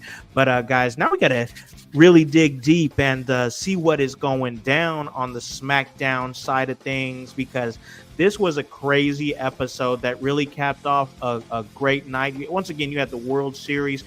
Freddie freaking Freeman with the doggone grand slam walk off in the 10th inning. I mean, that was crazy business. But man, you talk about moments. This SmackDown had moments. I gotta ask our man over there on SmackDown. He covers it really great every single Friday. Grunt, man, what was your overall thoughts on this episode of SmackDown? Overall, this episode of SmackDown, it moved a lot of pieces forward. And with the tag team championship number one contenders match with the women's division, Nia Jax, Tiffany, and now Candice LeRae and Indy Hartwell involved in the story. I like that. Yeah, as well as the bloodline is moving forward and closer to the War Games match. Yeah, man. Okay, Oh, man. I'd have missed some stuff. Look, I know I smoke a lot of weed, right? But like, I feel like I missed some story beats. Like, does anybody else feel like that? We moved from zero to we're friends now very quickly, and I don't understand some things. You know what? Yeah. So I guess you're referring to Nia Jax and Candice LeRae. I mean, we can start with them, but like I was talking about the other stories. I think you're more talking about Jimmy and Jay. I am. Yeah. But so like, but let's start it off with, it's I always have time for who, and I always have time for Tiffy. So like we can start with that one, because like I understand this one, right? Tiffy, maybe she messed up. I mean, maybe she didn't anticipate, all the variables of some things happening, and it looks like she was doing some stuff and she got in trouble with Nia, right? So Nia is trying to put her in her place and be like, hey, I don't really need you like that. Which may backfire on Nia. So I understand Nia's newfound friendship with Indy Hartwell and Candice LeRae. I totally understand that. But it's a good move. It's a good move because it gives them something to do, in my opinion. Yeah, I like that. I definitely do like that. And plus, Candace and Naomi, they had a really good back and forth match. For those that watched it. Oh yeah, man, it's a vibe, most definitely. But I really want to dig deeper into and we'll talk about the other stuff, but it's hard to know where to start just because there was so much that happened in this episode of SmackDown. And man, Game 7 between Carmelo Hayes and Andrade ended in a no contest. I felt like the writing was on the wall with that one. That's going to lead him to a triple threat match at Crown Jewel there for the United States Championship, where I think there's a strong possibility we could see the title change hands and it could go on Carmelo Hayes. But what the hell about my man LA Knight with the sunglasses and the vest and the title on while he's reffing the match? What's my man doing? LA Knight was so extra, and that was, out of all 7 matches that has happened between Andrade and Carmelo Hayes, this was the absolute worst one. Oh yeah, easily. I hated everything about this match. I hate the fact that LA Knight was there. I hate the fact that he reffed in sunglasses for like 2/3 of the match. I hate the fact that he wore a stupid ass vest. I hate the fact that he wore his US title in the ring. I hate the fact that his US title says LA Knight all across of it. I hate the fact that he's not even supposed to be a heel, and he did the most heelish shit during this match. I hate the fact that he fucked up this series. Yeah, it was a competitive, bro. I knew it was coming. I promise you, me and Voice talked about this. We knew it was coming. I get it. I mean, I get it, but I'm not happy about it. I just saw it coming. It just seemed lazy. A little bit. It's so lazy. They gotta kill this triple threat match. They gotta kill this triple threat match now. They have no other choice. Can I say something possibly controversial? And I know we just really got these back in a sense, but I'm tired of special guest referee matches already. I am already fucking tired of special guest referee matches. And what does that include the Seth Rollins one? So I was okay with that one. I don't need any more. I was gonna say that's the only one I'm giving a pass. Here is my thing. So when that became the thing, the Seth Rollins Drew McIntyre match with CM Punk as special, or I'm sorry, CM Punk Drew McIntyre with Seth, Seth the special guest referee. That was so well done, and it had been so long since we had a special guest referee match. That was perfect. But now I've seen 4 in NXT and a few more this one in on SmackDown, and I'm over it. I'm just really over it. I don't want any more special guest referee matches, especially if we're gonna do these dumbass fucking tropes of the we have to have a ref bump and then the ref is gonna take out both people. It's corny as fuck. It's corny as fuck, and that's not really what we had in the Drew Seth CM Punk match, right? I know they were trying to mirror that, but they did this really bad, and I hate it. Sorry, man, all over that. That was hilarious. Grunt, are you kind of in the same way, or where? I want to ask you now, where are you at with the special guest referee stuff, and specifically the one from Friday, because I didn't like it either. Yeah. So the one from Friday, it was there to give a reason for why the 3 why it's a triple threat. For sure, I get that. I feel like if they're not turning LA Knight heel, then they could have done anything else. They could have not done a special guest referee and had both men count out. I would have rather seen a count out in this match. Yeah. Or you know what? Both men pull out something that they don't normally do, a submission hold, and they both pass out in it. Or double pin. Maybe a double pin. Double pin. I feel like the double pin, like it would make sense with their movesets, but what's that? Yeah, kind I of. said I feel like it's been used a couple like. I feel like doing the double something pin like is that, okay. and I think I've seen it at least like twice this year now. I feel like double pin is but okay, not all the time. If Though. used right, not a lot. Like you can't do that a lot. Right, it has to be used right. It's the same as the special guest referee. My beef with the special guest referee. Okay, like it was used very, very well in CM Punk, Drew McIntyre.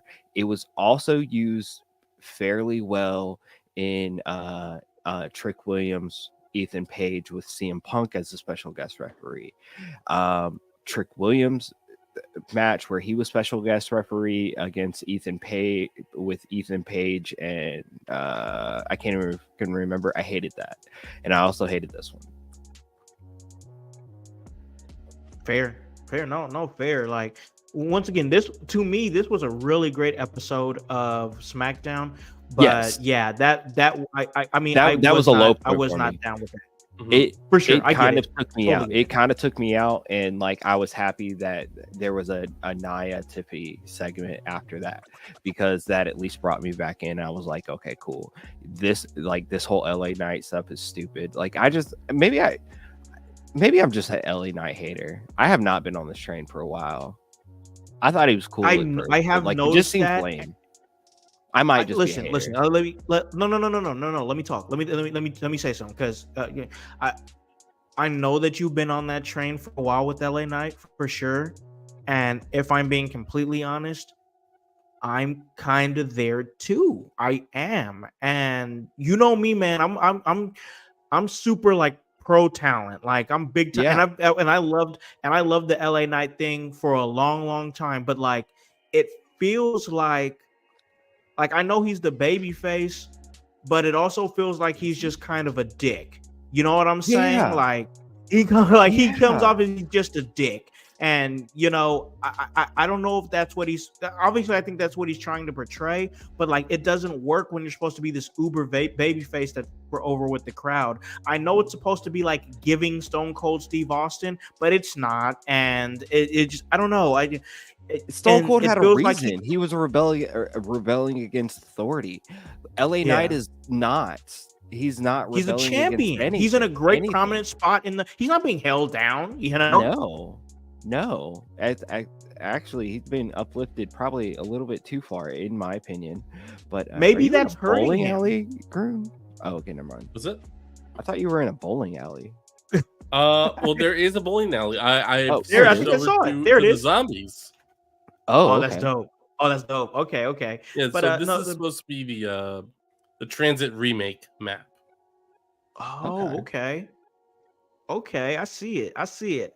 All right, but back into the LA Knight talk real quick. I'm kind of with you, man. I really am. And plus it seems like it's getting to that point where he's just hitting the same tired catchphrases, you know, whose game is it? And say my name and blah blah. And I'm like, bro, like, all right, you're for some people. You're at a pivotal to me, he's at a pivotal point in his career where it's like, are we put the US title on you and likely we're about to take it off of you. Are you at a point of evolution, or are you just, you know, hitting your greatest hits right now? And you like where I guess the conversation is past this US title reign, what do you see happening next for, because I really don't know. A Slim Jim commercial. Yeah. Ooh, oh, and I like the Slim Jim commercials. Well, I mean another one. Okay. Yeah. Other than that, I don't know. Maybe we put him in a mashed up tag team. I would hate that. Oh, I wouldn't like that. What else does he do? I don't know. I'm just saying I wouldn't like that. But yeah, I get what you're saying. I don't know what to do with him, because like I don't know what he does well that couldn't be done. I don't know. Grant, you got someone any else.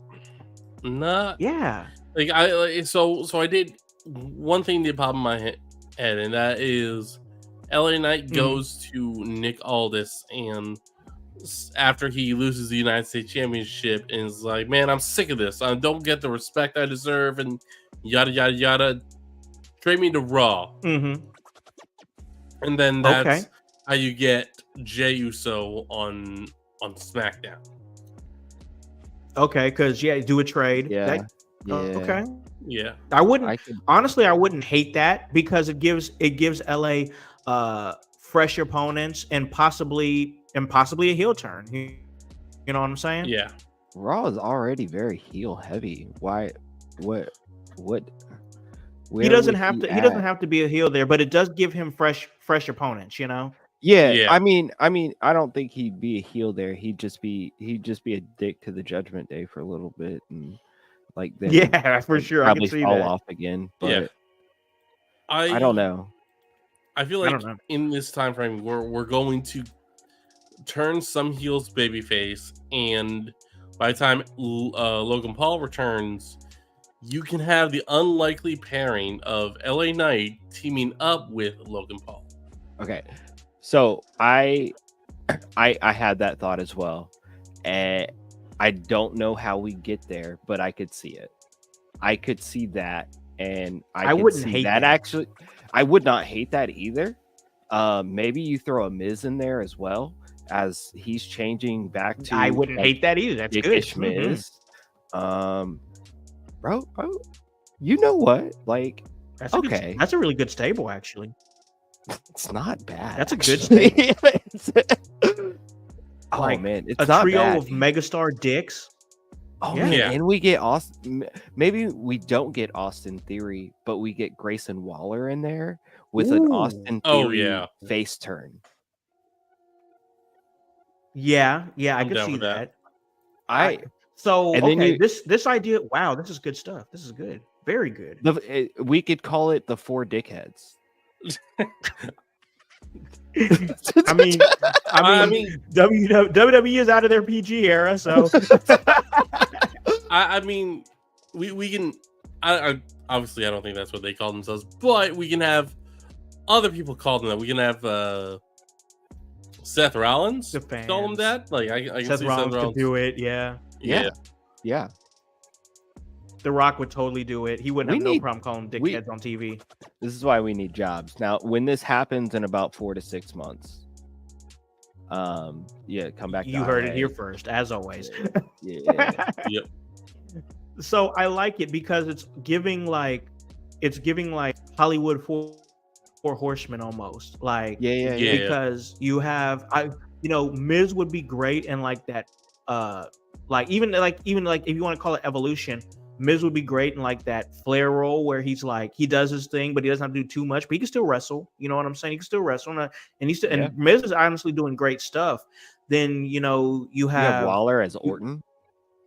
Yeah, for sure. Yeah, I'd even that's good. LA Knight, I have him as like the front man for the most part, and you have Logan Paul there. I would even like if you want to do Logan Paul and like maybe even like Waller, give them like a tag team title run. That wouldn't be bad either. Like if we really want to put, if we want to put Logan Paul on a tag team, and I like that lane for him because when he comes back, I would like to see him kind of throw his hat into some tag team wrestling and in a stable. I think a stable would be great for him. Like. I'm definitely talking into this, especially the elements that you brought into it. The 4 guys that would be in there would just be perfect. Yeah, man, I think that would be really nice, really, really nice, and it'd be a new, fresh faction. And like one thing that we've noticed in WWE is that they are trying to keep those things fresh. I don't think they're trying to keep all factions with a super long shelf life. Minus Bloodline, obviously, but even that's been freshened up and revamped and things like that. And Judgment Day, which same terms, freshened up, revamped, new look every once in a while. But we see factions like Final Testament. I don't think I know they're kind of hitting their stride, but I also feel like there's going to be a separation at some point of all of those individuals. and even with like damage control and stuff like this. Like, yeah, although, I think it's time for damage control to start thinking about dissolving. Me and Annie yeah, talked yeah, about that. yeah, I think that might be a thing. So like, you know, I think there's always a need to build a new faction, and if you can build a new faction out of maybe some of those, what do we do with these guys?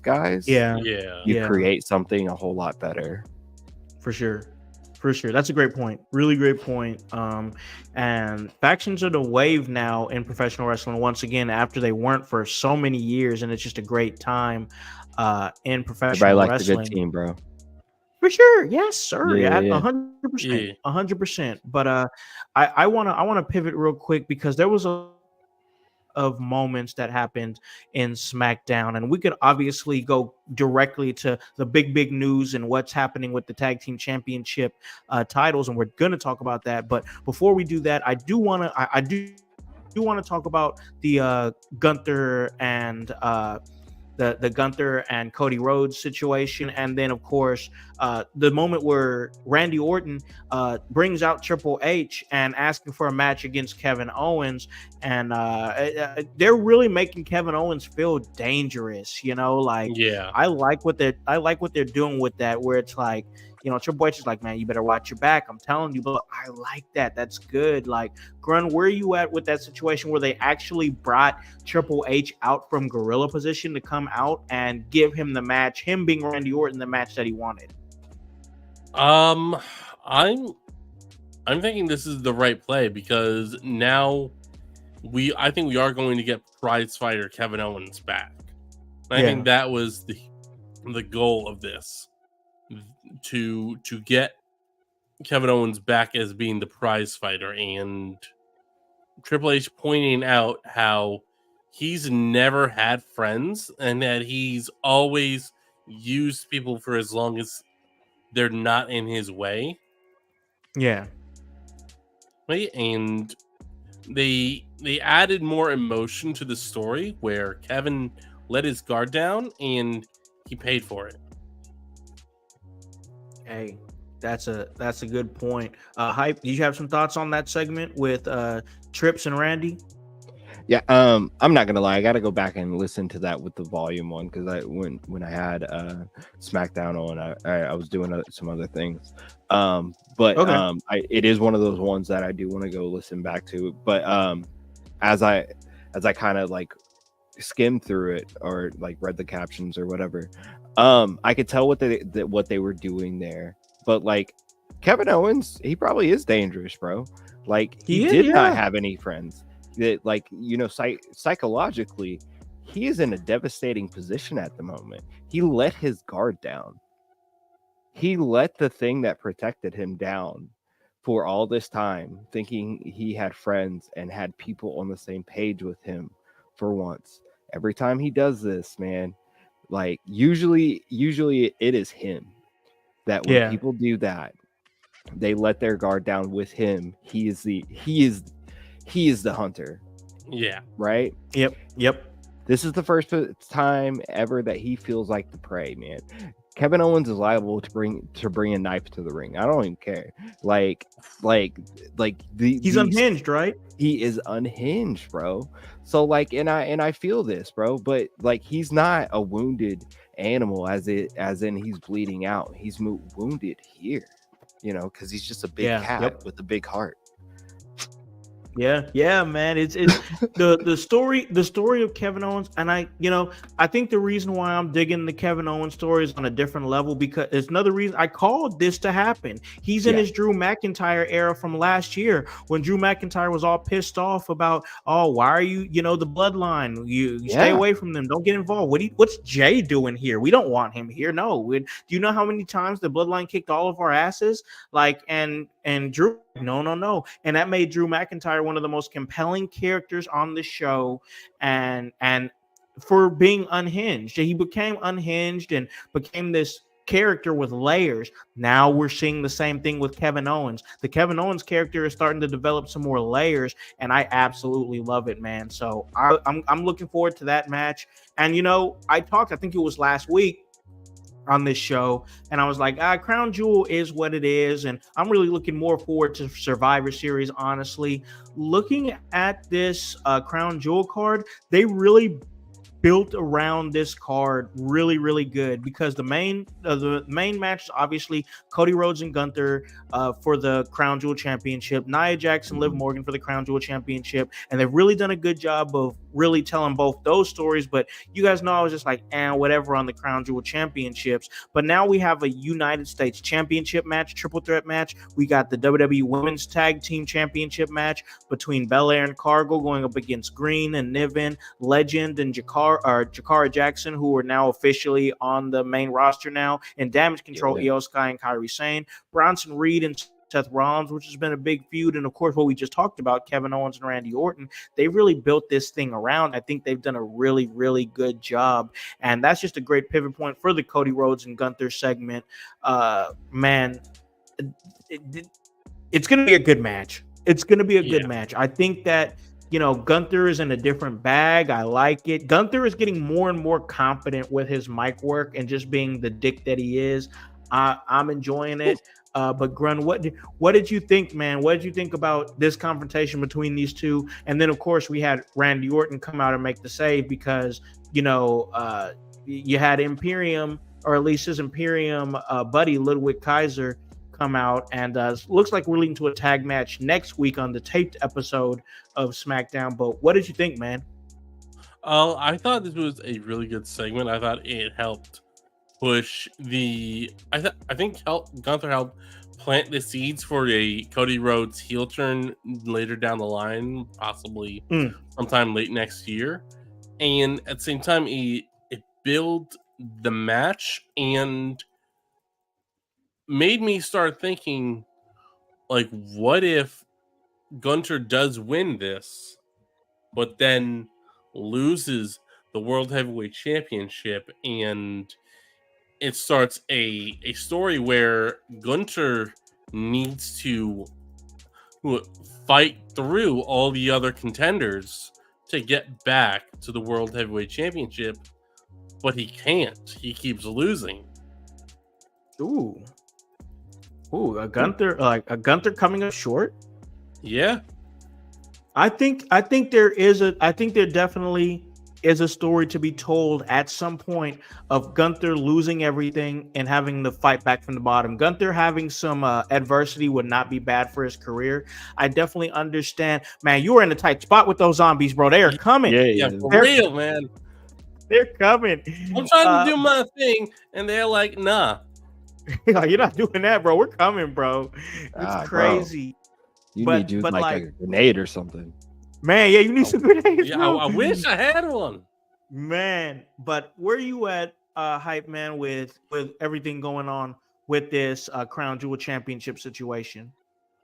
First off, I love Gunther opening with, "So Cody, what do you want to talk about?" Yeah. I love that. I love him mocking Cody. I some of the little story beats that are in here, I don't love, but I do love the build to this match. I do love what they're doing. I think it's going to be a great match. I don't know. I love this because I don't know what the outcome should be. Everything tells me, well, Gunther should win this, but like, does that bury Cody, and how does that bury Cody? Is this a thing where the bloodline comes again to fuck Cody out of this this title, this situation, or whatever? All right, is this something we're going to do to lead us up to Survivor Series War Games? I'm really, really conflicted. Like, more conflicted on this match than I am with like the women's. Like, 100% feel like Liv is going to come out as champion for some reason with that one. But I have zero idea with the Cody and Gunther, because I don't know what the right move is. Yeah, I honestly think Gunther's going to win. I do. I think Gunther's going to win it. I think that it could be because of bloodline interference, and then this might not be what people want to hear think people want to hear something like Kikaleo or something like that. But I think there's a strong possibility that we can see Bloodline 2.0 versus the reformed Bloodline and Cody Rhodes in Survivor Series. So I think that's something that could happen. It's a possibility, especially if the Bloodline does get involved in the Crown Jewel match.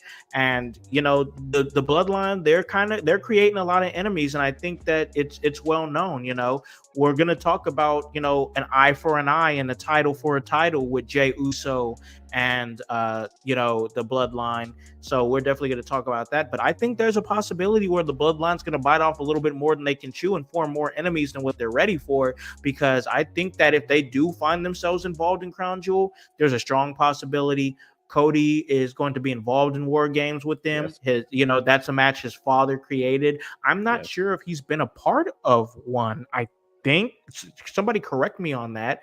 But he was in last year's. Correct? Yeah. Last year's. Okay. Like I said, Yeah. if I'm wrong on that, I own that, but I can't remember. My memory, it is what it is. But It was last year. It was Bloodline versus Cody. Cody, Seth, Sammy, No. Jay. Sammy was with Bloodline, right? Or was that No, year that prior? was a year prior.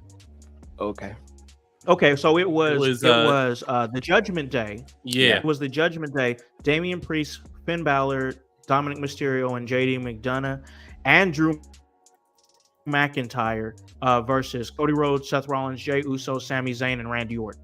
Because Randy Orton returned at that show. Yeah. That's the show where Randy Orton returned, and then obviously CM Punk returned too. Okay, I'm back with it now. Okay. That was a year ago, but yeah, so I could see him being involved again for sure. I could still see that happening, and that might be a way to kind of alienate Randy and Kevin even more. You know, because like, why are you doing that, bro? Like, you're doing too much. Like, stay out their business. You know, I don't know. I still say Kevin joins 2.0. I still think he joins with Solo. There's a lot of things. Lot of things, bro. A lot of elements that could come into that, and I could see him making a deal just like Drew McIntyre made a deal last year with the Judgment Day. He's like, no, I'm not part of the Judgment Day, but I'm working with y'all on this. Yeah, I could see that. Like I said, Kevin Owens is in his Drew McIntyre bag. I could totally see that happening. Totally. Yeah, most definitely. But man, we got to hop up in this tag team situation, man, because the Motor City Machine Guns have just came and splashed on the scene, you know, and it's just crazy. And, you know, they've had 3 matches in 2 shows, I think it is. 3. Okay, yeah. 3. Okay. 3 matches. Yeah, and 3 matches, 2 shows. Okay. So, yeah, that's just crazy. And they're already the tag team champions. You know what's so funny? I don't know if you've seen it because I haven't looking around. There's like little to nobody complaining about this, that they got the tag team titles this quick because we know what they do. We know who they are. Yeah. Most of us do, but I just thought it was crazy that nobody's like, I can't believe they came in this quick and won the tag titles, blah, blah, blah. They've had a plan for the Motor City Machine Guns for a long time. This makes sense that they're jumping in the fray. They're already involved in Bloodline stuff. They're already tag team champions. I think it's a good thing. Why waste time with these guys when you know they're on, you know, the other side of their career and you want to do them right? You know, let's get them off to the races real quick, done right now. And they're tag team champions. We'll talk about the Jimmy and Jay moment, but I want to keep it right there for a second. Grun, Motor City Machine Guns, tag team champions this quick. You've been calling for them to come to the show. You've been, you know, kind of looking into that situation along with, you know, the Lucha Brothers, but Motor City Machine Guns, you've been talking about that a lot as well too. Like, is that gratifying for you that they're tag team champions already? Like, you've been once again on top of that story for a while, but honestly, what do you think about it? You know what? Like, I think it was definitely a shocking move by Solo Sikoa to be like, fine, we'll give you your title. Now we want to have the title match right now. Yeah, it was like, but I think it definitely is gratifying to see the Motor City Machine Guns finally in WWE and the tag team champions right off the gate.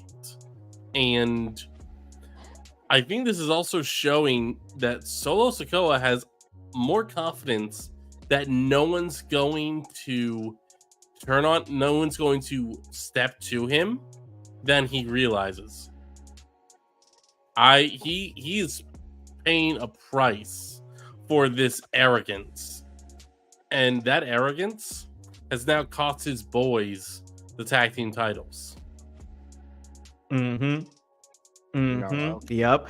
I think there's a real with Solo Sikoa. I will say this: watching that promo last night, he's finding himself. I like it. He's starting to really find himself and get more confident on the mic. I dig it. But the story here is Solo biting off more than he can chew, because he pretty much volunteered them up for that situation, and I don't know, man. Is Solo? I think Solo is doing too much. Where are you at? Where are you at with it, Hype? What you think?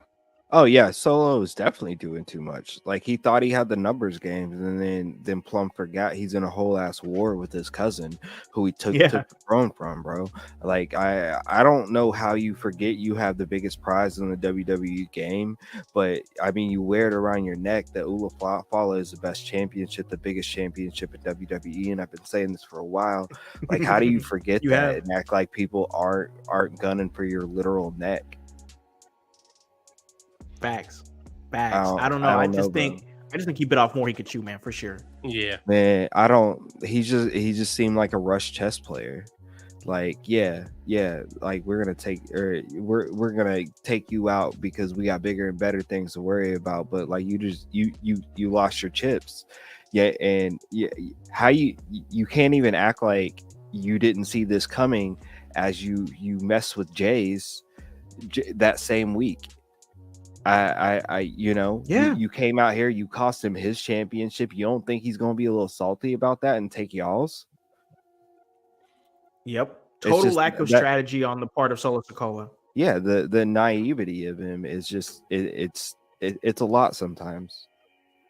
But that's his character, man, is that he's bullheaded and he's forcing himself into this role that he's not ready for. That's sir.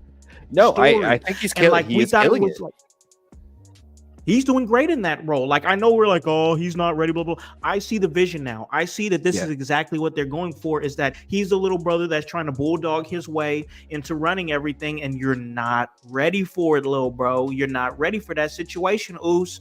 And like, that's 100% the story. He didn't brought in the element of Jacob Fatu, who, like I've said before, it was really Jacob Fatu who cost Jay the Intercontinental Championship, because Solo called himself helping, trying to be helpful, and then he ends up getting a super spear after moving Jay Uso out of the way from from Braun Breaker, and like, then it was Jacob Fatu who was not given the order to super kick Jay in the way he did. He did it, cost him the match, hit him with that Samoan drop on the announce table, and got him ready for the super spear. I will say this: I'm not in love with the fact that they didn't address that, because why are you doing stuff that Solo didn't tell you to do? Solo didn't tell you to do that. Yeah. Solo did not tell you to super kick Jay Uso.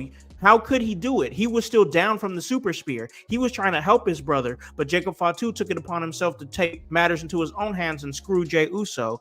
So I think what we're seeing here is a loose cannon Jacob Fatu. I can definitely see that. What did Jay say? Jay said we were told to stay away from them. Yes. Exactly. Why not? And why? Exactly this reason. You can't control them. They don't listen. They may follow the Ulafalo, but they do their own thing. Yep. Yes. Yep. And they're just that was always something interesting to me. That exact point, Grun, when Jay said we was always told to stay away from him. What we're supposed to. Why? What's it? They're really building Jacob Fatu in such a unique way that he's like polarizing, and like, why we gotta stay away from him for what reason? Like, I like it. I like the layers of the Jacob Fatu character and what it's becoming, because Jacob Fatu is going to be something big down the line. He's already being built in a very quick fashion, as he should be, which if you have talents that are ready, they're ready. There's some talents that are just ready to go and some that aren't. It's situation to situation. And Jacob Fatu is ready to be in that spot.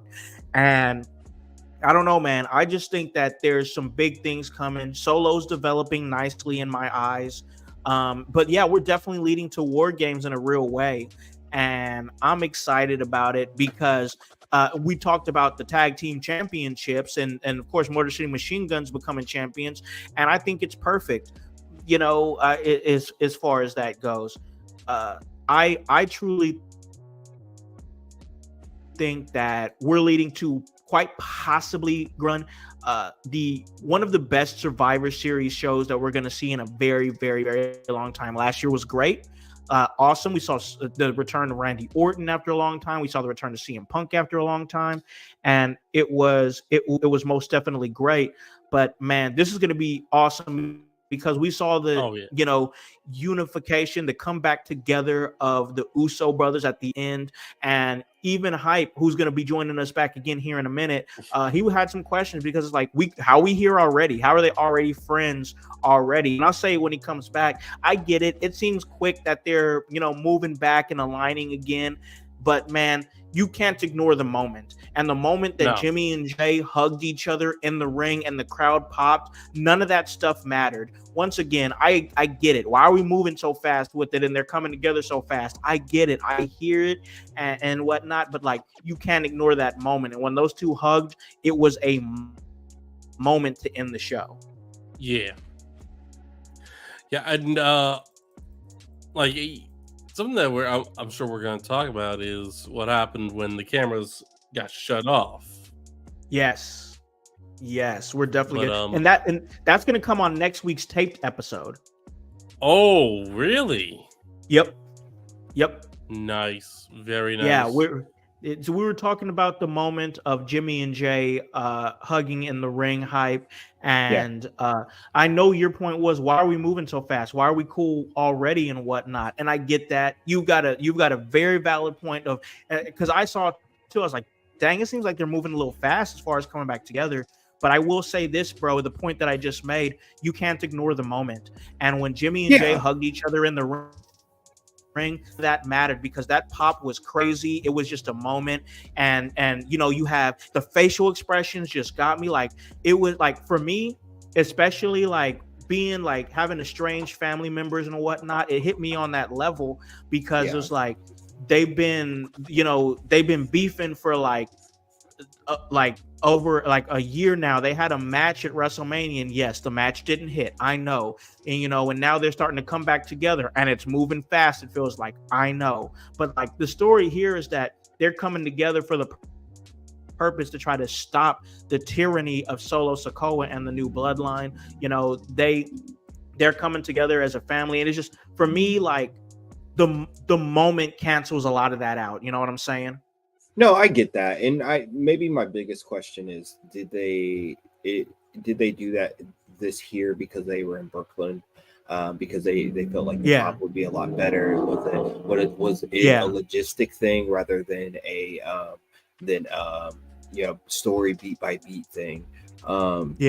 And those are those things that I question or that I think about. But I'm weird. I think about things in a different perspective for wrestling. That's not weird. That's logical to you be asking those questions. How did we get to this point so fast? And I hope they kind of touch on that a little bit. Like, hey, maybe we was texting after the show or something. Like, if you put little caveats on it like that, I'll be like, give me that. That kind of makes sense. Give me that. Give me a segment with their mom. Give me a segment. Ooh, give me just like home, Rikishi there. Rikishi push. Maybe. No, let's keep Rikishi out of this. He'd be doing too much anyway. He do, but it would make sense storyline wise. And be like, hey, you guys are brothers. You know what I'm saying? Yeah. Can we dog this and then figure out your brother? Like, what the hell is going on with them? It's not that we don't know that those things probably happen. It's just that sometimes you need to see it to they haven't been established. Yes. Yeah, listen, I am 110% behind you that it feels like some things need to be established as far as why they're coming back together in the way that they are. I feel you, hear you, I'm with you, I agree with you. But like, I think you made a good point in saying that logistically they felt like the moment was right in Brooklyn, and man, was it the right moment.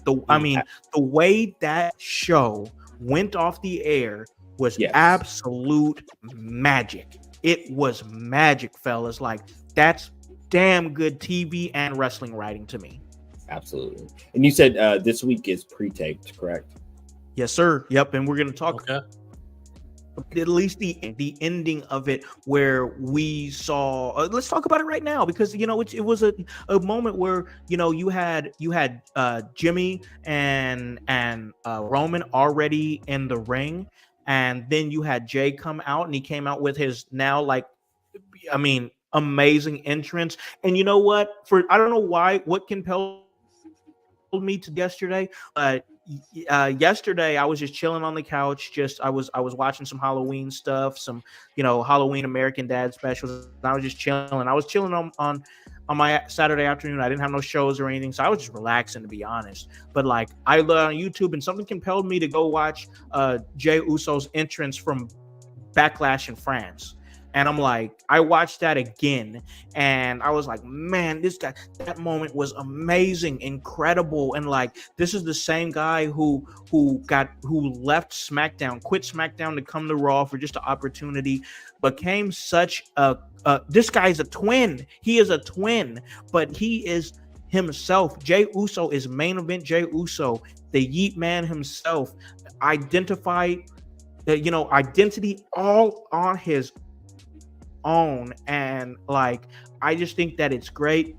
He came out, did his entrance, and then you had Jimmy show love. Jimmy pulls up and he throws the ones up, and then you have and they did it very wrestling dramatic, you know what I'm saying? Jimmy throws the ones up, then you have Jay looking around at the crowd's like ready for it, and he steps up and he throws the ones up, and then Roman's looking at both of them. And Roman is feeling the vibe. He's like, all right. And then finally Roman steps up, puts the one up, and the crowd just from what it looked like on that video, the crowd went nuts. It was a good moment. They're just building it.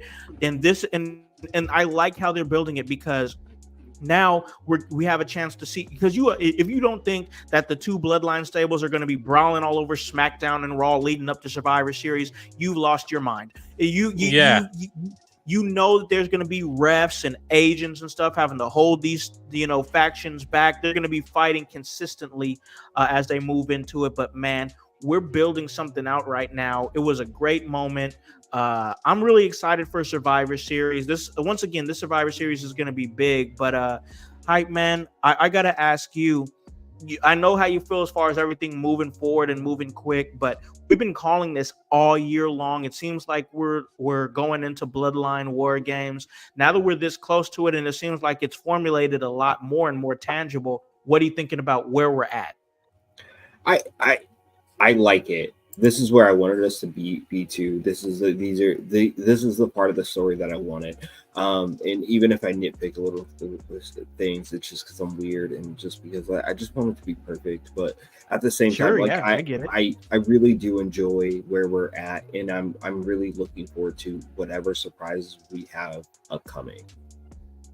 Yeah, because it's gonna be fun, man. I think it's gonna be fun.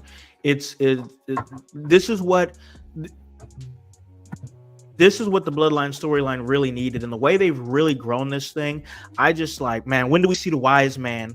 When's Wise Man coming back? He's got to be coming back post Crown Jewel, right? Something. It's got to be time. And is he coming back with a helper? Is he coming back with somebody else? Is he out there recruiting, or what is he doing? For sure. You know what I mean?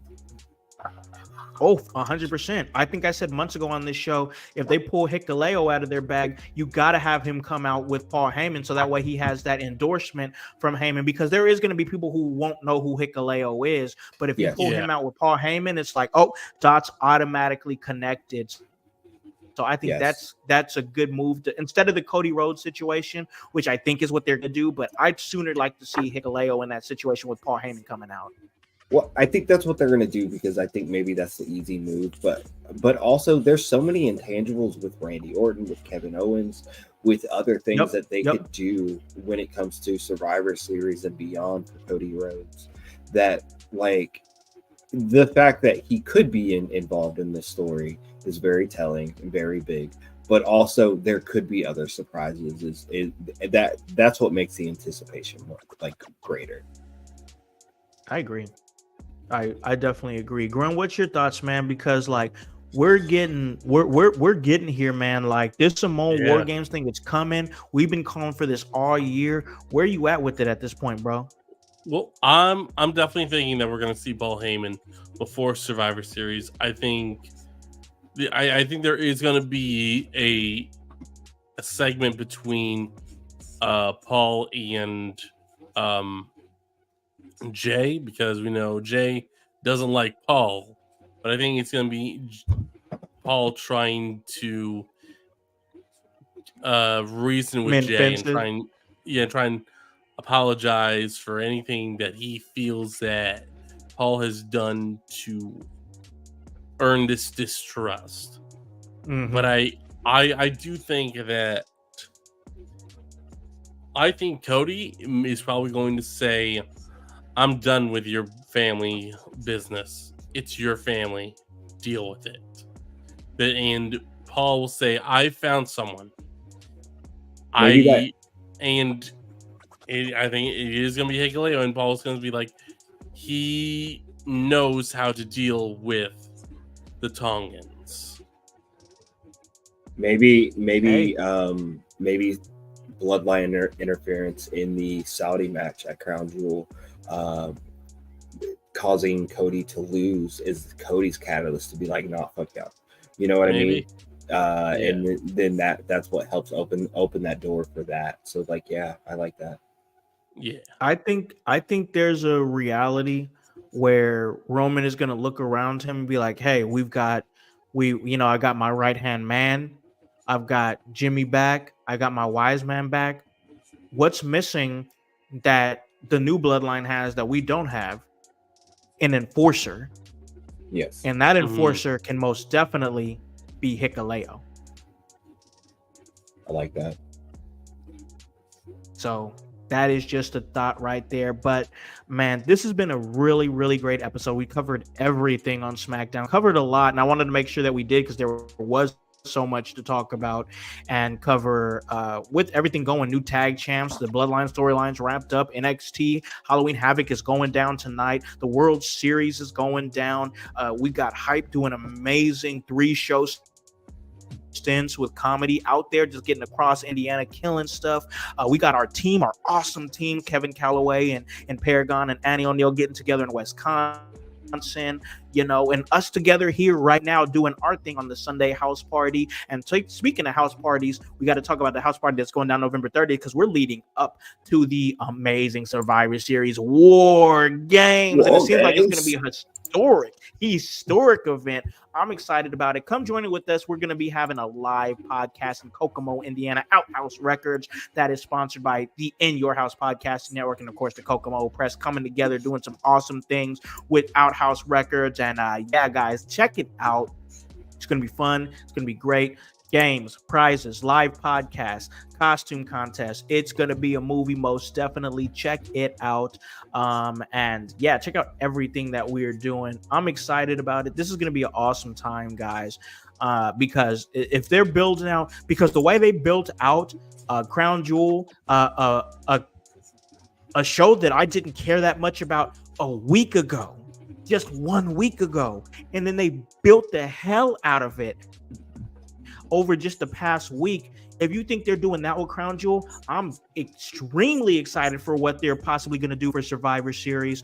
We're going to do that. We're going to have a great time. Come and join us, man, because we're going to be doing our live podcast and doing our prediction right there. Our predictions are going to be right there hours before the show, guys. Hours before the show. We're going to give you our predictions on our live podcast for Survivor Series War Games, and that's going to be awesome. But we're going to ride off into the sunset, call this a great episode. So I got to give my man Grunt here, who was surviving with those zombies, bro. He was surviving.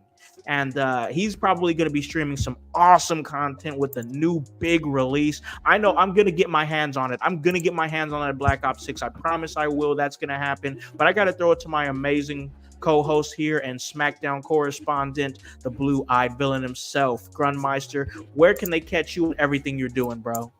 You can catch me streaming on Twitch at twitch.tv/Grunmeister on any day that is not a Monday, not a Wednesday. And actually, yeah, that's just it. 7 p.m. Eastern. You catch me streaming there, gaming or talking about pro wrestling. My man. We appreciate all the work that you do, man. Keep doing your thing over there on Black Ops 6. Once I get the game, I'm going to be joining you. I really want to put together something in your house, doing something with Black Ops 6. We talk wrestling. We, play some team deathmatch, whatnot, and enjoy it together. We're gonna we was talking a little bit about it a couple of months ago, but I definitely want to throw that in there and get more serious about talking about that. But I got to throw it over to my man, the hype man himself. He is just here, there, and everywhere, killing it with many shows. But man, what were you doing this past weekend, and where can we catch you at in the future? Yo, what's up out there in the household? I go by the name of Hypocrisy Jones. I do you can catch me right here just about every Sunday for the Sunday house party, bro. Helping to keep this moving in our IYH network of podcasts, bro. But I also do this thing called the Kokomo Press, where a community satire page where we lean heavy on that community because we love making fun of them. This past weekend I was in Muncie, Indiana at Be Here Now. It was such a vibe, bro. We did comedy. We had about 6 comedians for a great show, great packed show, bro. But every Thursday night, bro, you can catch me at Cooper's Pub in Kokomo, Indiana. We do an open mic there. So if you're an aspiring comedian, hit us up, get on the list. We have 15 slots, 5 minutes a piece, bro. Come up, do your thing, bro. Sometimes we're at Cooper's Pub. Sometimes we're outside. Probably not outside anymore because it's a little cold. Sometimes we're upstairs. Sometimes we're downstairs. But it's a vibe regardless, bro. We did 3 shows this weekend. We did our open mic on Thursday night at Cooper's Pub. We did the aforementioned Munchies show at Be Here Now, which I can't wait to go back there.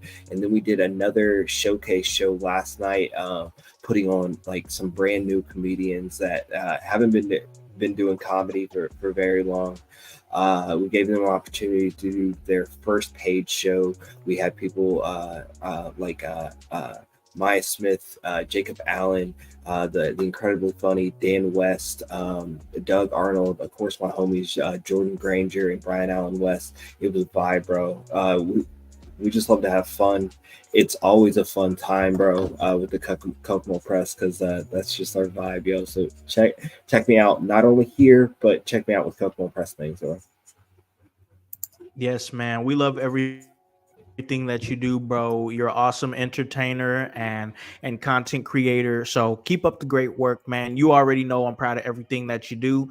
So keep that up, bro, because it's great. It's great stuff. I love to see it. You're out there. You got your, you got your household, page popping. Oh, for sure, man. For sure. Yeah, you got your Hypocrisy Jones page popping. I'm loving to see that. Like, that's awesome stuff. Keep that stuff going, man. I love to see the homies out there just doing great and awesome things, man. And that's because I'm confident in myself, because I know I do great and awesome things here at In Your House. And it's a great team of very talented people. And we will see you, Lou, myself, and I ain't worried about no pool. Boys. I was gonna say, you're gonna rip those pool noodles in half, bro. You ain't nothing, bro. What's happening? I'll grind that up and smoke it. You know how I do. Man, it's a vibe, bro. You already know. We're gonna do our thing. And then of course we got Grunt. He's gonna be in the main event against I'm in the main event. I gotta put the voice in his place. Inside Hell in a Cell. Make him understand I am the one and only Buddy's champion. Okay. Did you put it now? Did you put a face tattoo up? No. Why? There is no face tattoo. You're gonna win. Make voice get a face tattoo. Oh no. Just not do that to that man. It's an IYH right there. Oh man, let's do it. Let's go. Let's go. No, I think that's gonna be awesome. Voice and Grunt for the Buddies Championship. That's gonna be great. We're going up against the Pool Noodle Boys this coming Wednesday. We're gonna rip those noodles in half. It's gonna be nothing, and it's gonna be a vibe. But you guys already know what we're doing right here in your house, giving you guys great episodes. I love what we do on a week-to-week basis. You see Big Gold right there telling you what's going down. Lou, you're gonna be looking up at the lights. 3 count on the mat, go to sleep. It is going to be great this coming Wednesday. Check out everything the Lou is doing, and check out everything we're doing, because we started charting again. Big downloads. It's a vibe. It's great. Our team's out there doing awesome stuff. I love my people. I love the people that I work with. They are amazing. So guys, you already know what we do, and let's put in that work.